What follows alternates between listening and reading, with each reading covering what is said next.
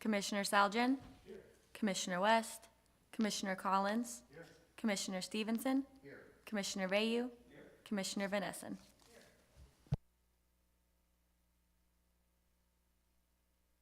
Address the Planning Commission on anything that is not on the agenda. State law prohibits the commission from taking action on any of these items. Each person will be limited to no more than 5 minutes of discussion time, and the total time allotted for discussion shall not exceed 30 minutes. Is there anyone who would like to talk to us about something not on the agenda? Nope. All right. So approval of the minutes from our last meeting. No questions, motion to approve. Second. All right.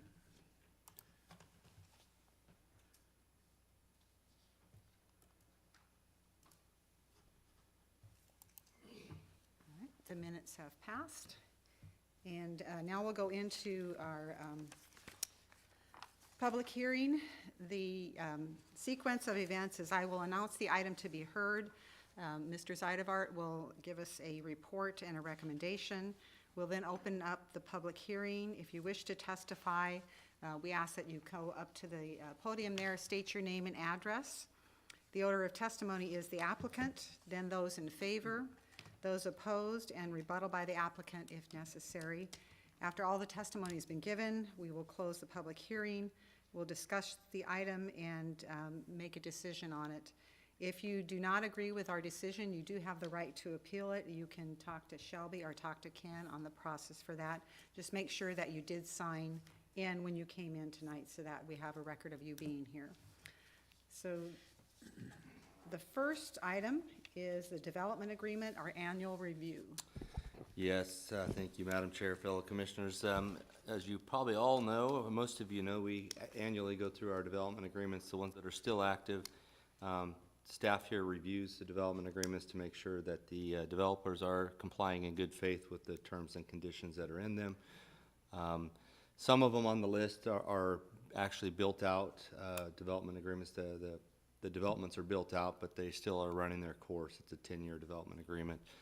It is all outlined in the staff report there. All the development agreements are complying in good faith with the terms in them. So this is an opportunity for the commission to ask any questions. And at the end of this, staff will be forwarding your recommendation to the city council as a report on the motion. So with that, I would be happy to answer any questions you might have. Any questions? No? Can I just say that I appreciate our monthly updates from you?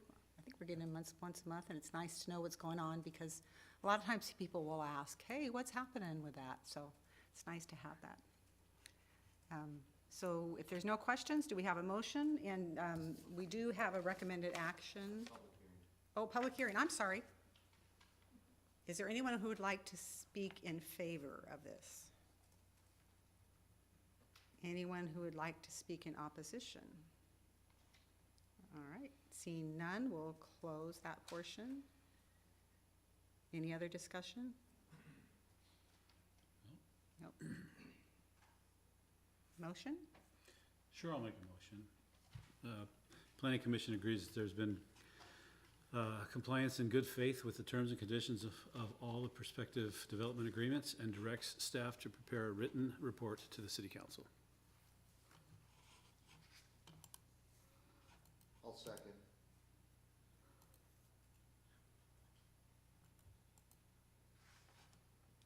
All right, looks like we have reviewed the development agreements.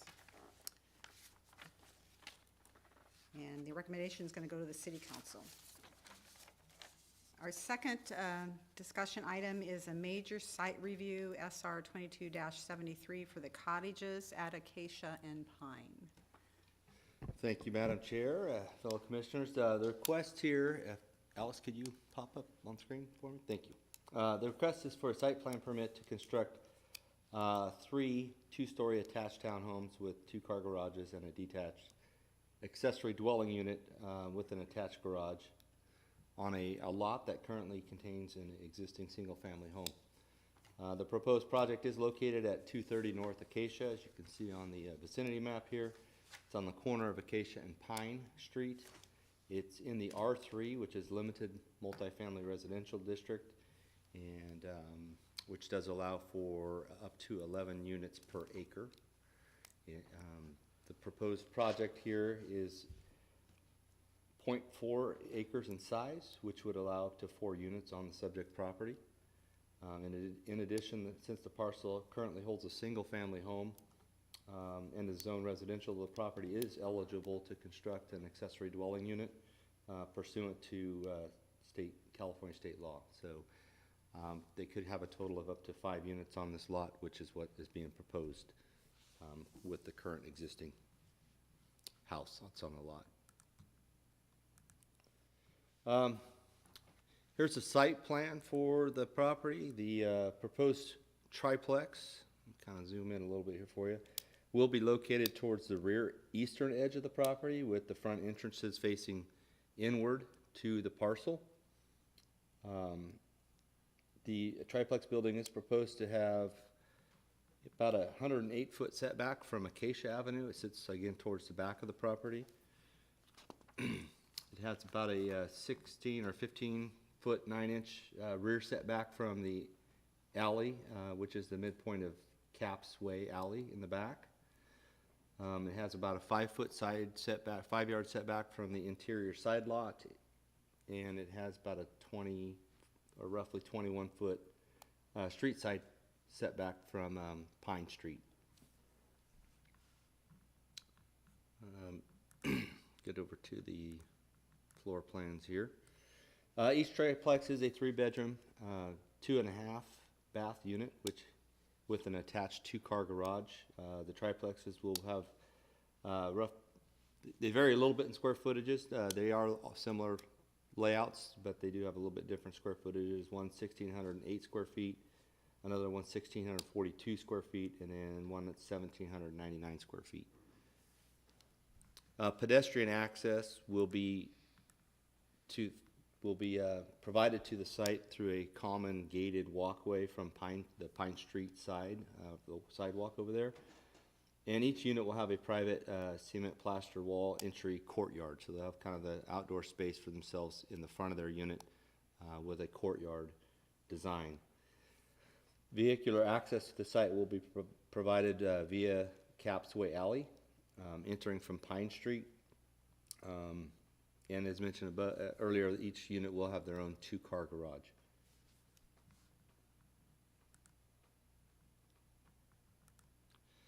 The architecture of the triplex unit appears to be a craftsman-style design, which includes a mixture of cement plaster, board and batt siding, fiber cement shingle siding, some stone veneer, metal roof awnings over some doors and the windows, and architectural comp roofing.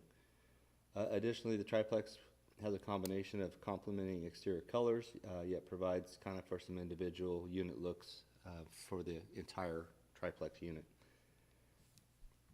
The floor plan for each unit here, I'll kind of go zoom in on these for you. The first floor contains kitchen facilities, dining areas, living room space, and a half bathroom. And then the second floor has, of course, all the living space. You have 2 bedroom units upstairs with the bathroom, and then also kind of a master suite that has its own bathroom upstairs. The units each have their own 2-car garage, which has, it's a little bit larger than our city standard. The garages are, I think, roughly 20, the city standard is 22 feet by 20 wide. I think these units here, if we get to the, let me get to the site plan, it shows it on there a little better.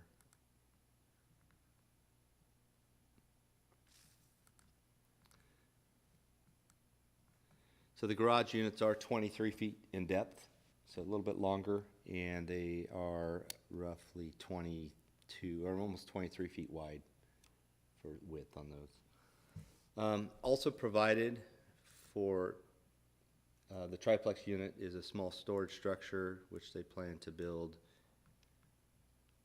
on the northern side of it, facing Pine Street. It's so that these homes could store additional items in a storage unit. Each of them will have their own. Some of the larger items just so to make sure that the garages are kept clear for vehicles to be able to park in the garage. So bicycles, maybe barbecue and stuff would be able to go in those units.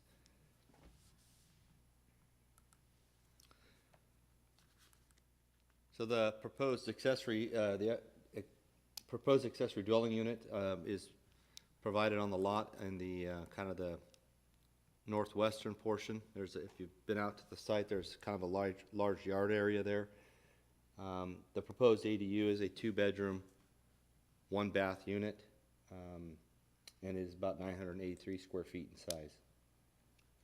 Although not required by state law, the unit does contain an attached single-car garage. So here's kind of the layout of the accessory dwelling unit. Some living space in here, a bathroom, and then a couple bedrooms and some laundry area. Again, the architecture of the ADU has been designed to complement the proposed triplex on the site, so using similar materials and colors and stone veneer and such to keep a consistent look.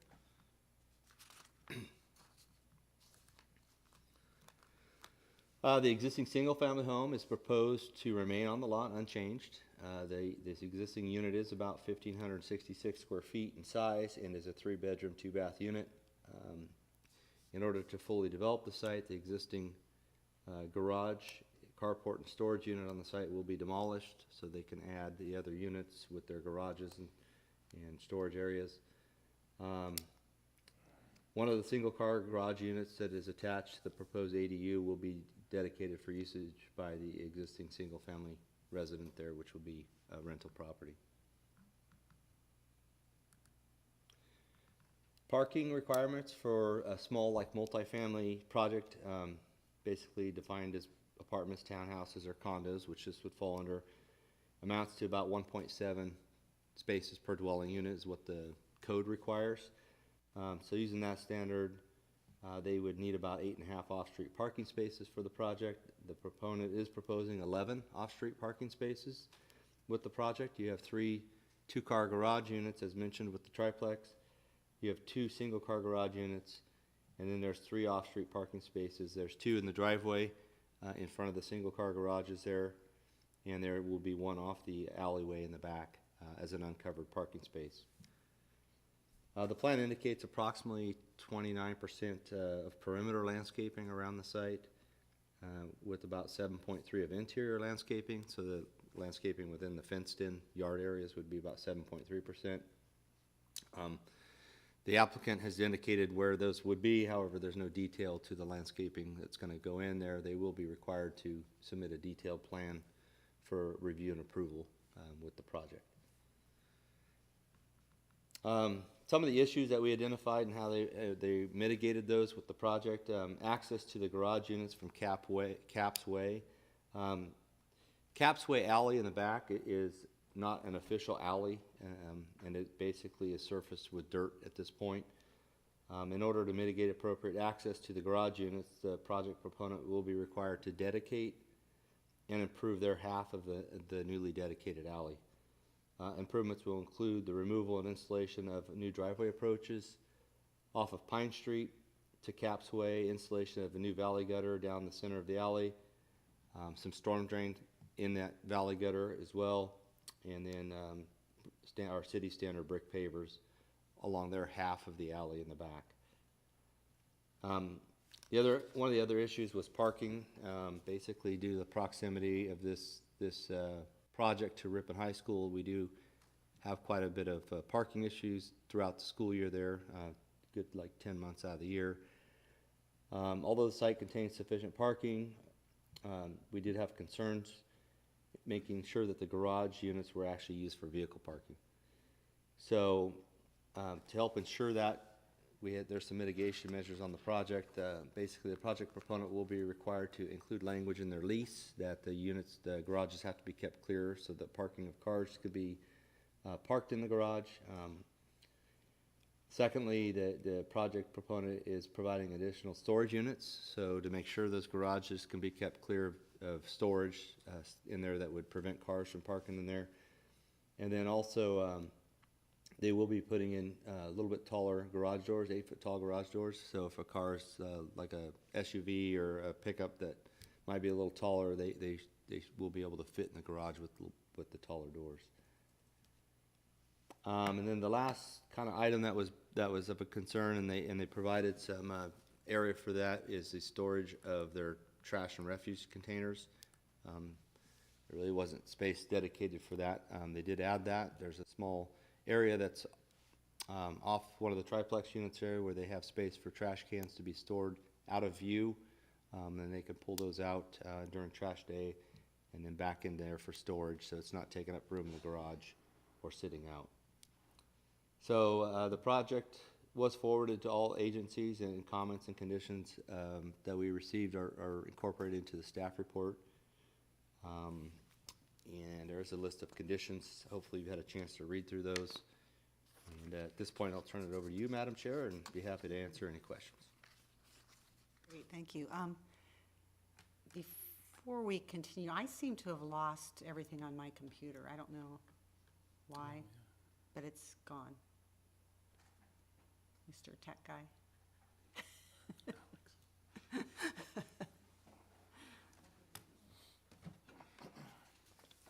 Anyway, does anybody have questions for Ken? Sure. Okay, go ahead. Ken, the wording that says to improve their half of the newly dedicated alley, can you tell me what that looks like? Yeah. We're not gonna have a valley gutter down the middle of this thing and then dirt on the other side. And dirt on the other side, right? Yeah, quite honestly, it's probably what it's really gonna look like. Right now, so Caps, if you've been out there, Caps Way is not an official alley. Right. So properties kind of go to the center of the alleyway there, and that's what they own. But it's been an alleyway, it's been utilized as an alleyway. There's actually units that face that. It's happened over the years. So it's kind of a, has to be maintained for vehicles to travel through just because of prescriptive rights and being able to get to those units. So with this project, we saw an opportunity to start improving that alley, getting some actual dedication so we can get an official city alley back in there. And slowly, as projects progress through or city has opportunities to go through and improve parts of the alley to get an official alleyway built back there that's got appropriate surfacing, drainage and all that. We have issues with some of the garbage trucks that have to get through there, quite a few potholes and big potholes and dirt and mud puddles. And so we end up going to maintain that anyways, to some extent. So the city does. To some extent. Okay. It's not necessarily done regularly, but when they have issues of getting through there, we do have to go out and do some things, some improvements or scrape that alley a little bit. So this is an opportunity to start kind of improvement of that. So the vision would be, yeah, a valley gutter in the middle. There's going to be probably a road base on both sides of that, and it'll start progressing from there. So they are accessing all their garage units off that alley, so we do need a kind of an improved surface to be able to get cars in and out. Although we can't condition them to build on the neighbor's property, which is not dedicated to the city at this point. So we can only have them do their 10-foot section, dedicate and improve their 10-foot section. So the dedication process, that's committing it to the city, just so Yes. I'm clear on that. And then you're saying that we can only ask them to go out basically to the center of the alley. And so, I guess a concern of mine is if we've got a valley gutter, right now we don't have storm drainage in there, right? Right. Okay, so we put a valley gutter in, and we have an improvement on one side of that. We could have dirt running into our storm drain system from the other Yeah, side. there'll probably be- Without filter fabric or something. There'll probably be some filter fabric in that for quite some time until we get the improvements on the other side. There's some sort of, filtration system that's. So we can an mandate, insert. you'll mandate that Yeah. that is maintained until something comes into the other Right. side. So Ken, what would trigger an improvement on this unofficial alley on the other side of that? Development like this, where, you know, we have a lot of that property over there is zoned R3, so there's some more multifamily zoning down that whole street. Acacia and Pine and even on Elm, the other side of the alley over there. If and when people come in and want to add more units like this and increase the densities of that area, which it's kind of zoned to do at some point, that's the opportunity for us to make these improvements. Short of that, it would become something that the city council would have to see a priority to do and go through and try to acquire property or have people dedicate property if they'd be willing to do that so we can do the improvements on it. But when projects come forward, that's the opportunity to get these improvements finished and done. Thank you for the thoughtful look at the parking situation as well. When I first saw this, I'm like, whoa, wait a minute, it's pretty crowded down there, so. So Kenny, just mostly technical questions. So we see half of the alley improved. There's a 5-foot driveway to turn into this garage. And then there's a storm drain out there. Is there gonna be problems turning into these garages to get those vehicles in there? So the garages sit 5 feet off of where the alley, if they dedicate their 10 feet, the garages sit about 5 feet off of that dedication. So there still is a 10 foot to the center of the alley. So you still have a 20-foot alley to get into. 20 foot? Yeah. Okay. And that's kind of what's there now. If you drive through there now, here's the 20-foot alley, but it's all dirt and. Yeah, I drove through it today. And every now and then, the storm drain's not gonna create any issues where that goes, making Well, and the that's turn? why the valley gutter's getting put in and the storm drain is gonna be tied into the city storm system, to and create. we'll- So when improvements start happening down that alley, obviously that valley gutter will continue on and we won't have our flooding issues we have back there and potholes eventually at some point. It'll all tie into the system. Okay. One other just quick question, on the southern exposure, second story, I see 2 windows, they look like 5-foot windows looking down into the adjacent single-story lot. Doesn't look like they're directly at the home, and I'm assuming whoever is in those bedrooms is more concerned about people looking in. I believe that there are some restrictions, but maybe it's in residential only, on a 2-story going next to a single story. Am I right? Am I wrong? No, they don't have any restrictions on that. Okay, none on this, okay. Does look like that is towards the new building will be towards the, let's call it the back of the property, I guess, if you're looking from Acacia. And the neighbor at 220, it looks like there's not residential back in that back, at least currently. He's all the front. Ken, in the overhead picture that we have here, there is a car parked in the alley there. And I'm wondering what kind of havoc that will wreak if there's parking along that alley and people are coming and trying to get in.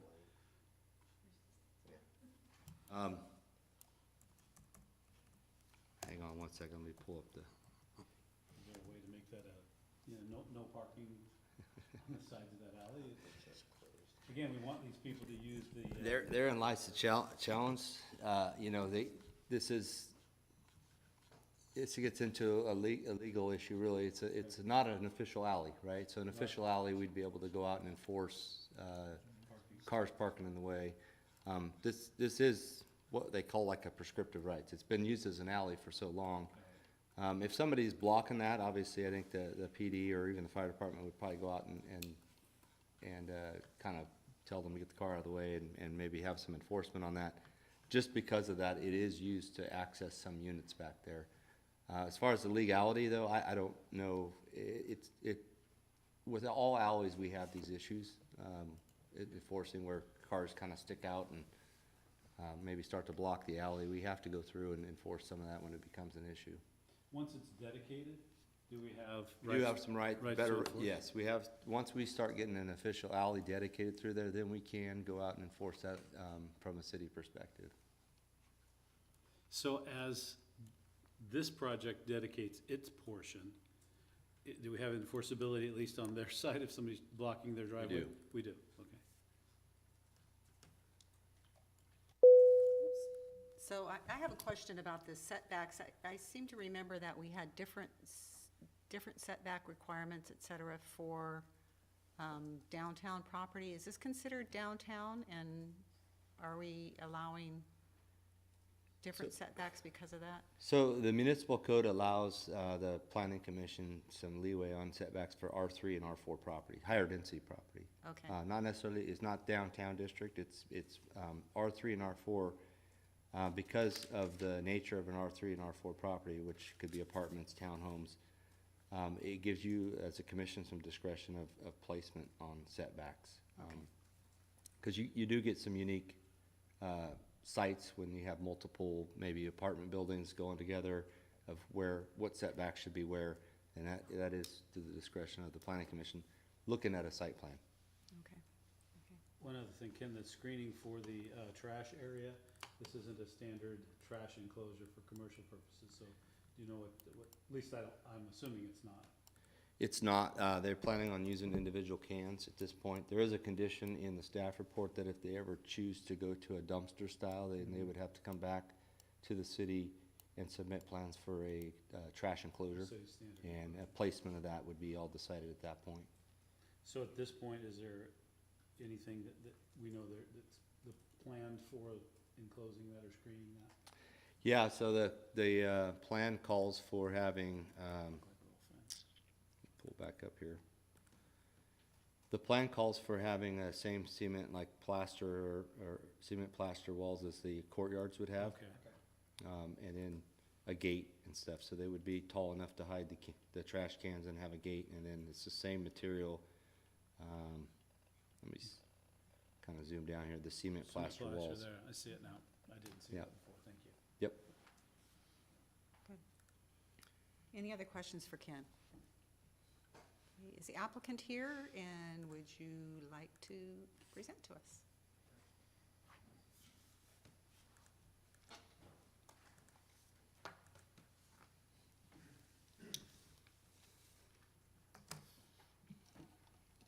My name is Jeremy West. I reside at 1873 Davidson Court currently. I am the primary developer for this project, and I just would like to answer any questions the commissioners may have regarding this project. Jeremy, do you own the property? Yeah, I currently own the property. Okay, okay, all right. And have you read all the findings and conditions of this report, and do you agree with them? I do, yeah. Any other questions for Jeremy? Hi, Jeremy. Nice to see you. Thanks for coming. Question for you regarding, obviously, traffic being a big deal there, and not just traffic after the project is done, but during construction. So when do you plan on starting construction, and how long do you expect it to take? I was hoping to start in the beginning of the year, next year, if we can get all of our documents in order. Okay. It could push out to spring. Ideally, I wanted to time it a little bit when it was really dirty, in between school sessions, if possible. But again, I'm flexible with timing because I'm not in any rush necessarily to get this done. But at the same time, we're ready to go. So, and sorry, what was the other part of the question? The duration of the project? Oh, duration. I was told by my contractor he could get this done in less than a year. We were hoping for 6 months, barring the unforeseen. Thank you. Yep. I was thinking, being in construction, it looks like it's about a 9-month project to me, just based on the square footage, and although I don't know is there anything else they have to do on the site, stormwater handling, or? They'll have to look at stormwater for the site, and then also sewer and water to the units. They'll have to figure all that out too. So the C3 stuff could get kind of complicated depending upon what all you have to do there, but the concern also is building during the winter months and the SWIP implications that the stormwater prevention program that you'll have to put together can get cumbersome. We just have to make sure that it's all done right if that's the timing that you guys are gonna build. Good question on your part, Jeff. It would seem like maybe waiting till March, middle of March would be a good option for you. Yeah, and we're fine with that.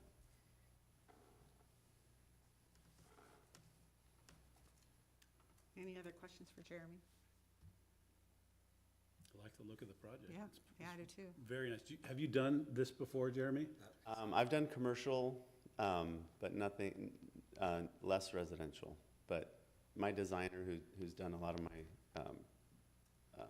office buildings, is the same designer, and he does an amazing job. So Yes. I'm excited to build something like this, like really beautiful for downtown. And then, and of course, during construction with all the kids, I'm sure there's gonna be plenty of security for your stuff.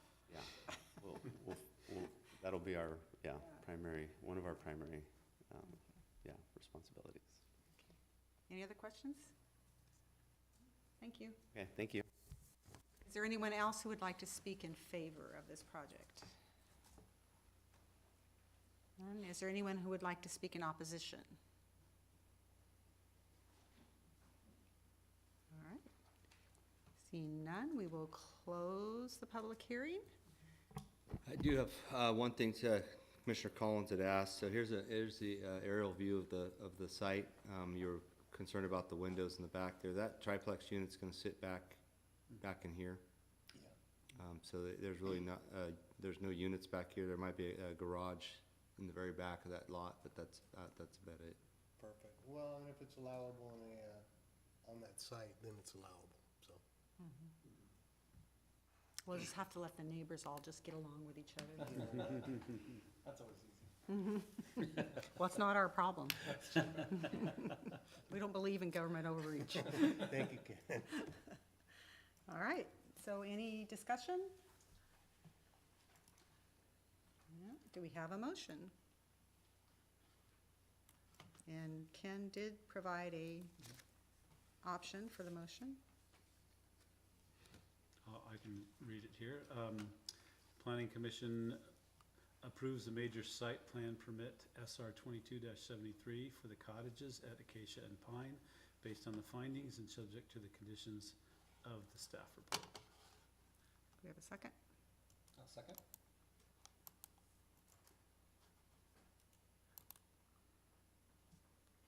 All right, looks like you're gonna be building here pretty soon. I'm excited to see it. Congratulations. Yeah, Good it'll luck. it'll be great, Looks like a great project. yeah. Yes. Okay, do we have any reports? Just a couple items here. So we do have, for December 19th meeting, we have a couple parcel maps that are coming in front of the commission for approval. For a couple parcels here, one's on the edge of town, and then one's over on Stockton Avenue. It's a larger, older parcel with a single-family home on it and some very dilapidated outbuildings. So they're looking to split that lot up into 4 different lots and getting rid of those older buildings and putting some residential homes on that site. And then also for January, January 16th, we do have a couple items already for that. We do have another parcel map on the corner of Vera and Doak Boulevard down by our existing corporation yard and the community garden down there. There's quite a larger parcel down there. They're looking to parcel up. Those would be residential lots as well. And we do have a a townhouse project over by the cemetery. There's a couple parcels over there along Gilbert Drive that are zoned mixed use, so is a project being proposed for that lot to put some townhomes there. So that'll be in front of the commission in January. So we do have a couple items. in the I next like few how months. all these little inner things are gonna get developed and improved. That's great, Yeah, those little spots that Yeah. get all weeds and. yeah. Yeah, yeah. Yeah, our code enforcement person here really appreciates when we fill in the infill Yeah. properties and they don't have to go after people for weeds. Yeah, that's great. All right, any reports from the commissioners? None there. Kenny, any movement on the health club that's looking at going in over by Tractor Supply? Not yet. We still are awaiting submittal of building plans for that. I think she's still got them at her architect and waiting to submit. I think she was looking to get started this next year on the project, so we probably won't see them till, I would think, after the first of the year, but Okay. nothing yet. Wow, nice. All right. Very good. So we will adjourn until our meeting in December. All right, thank you.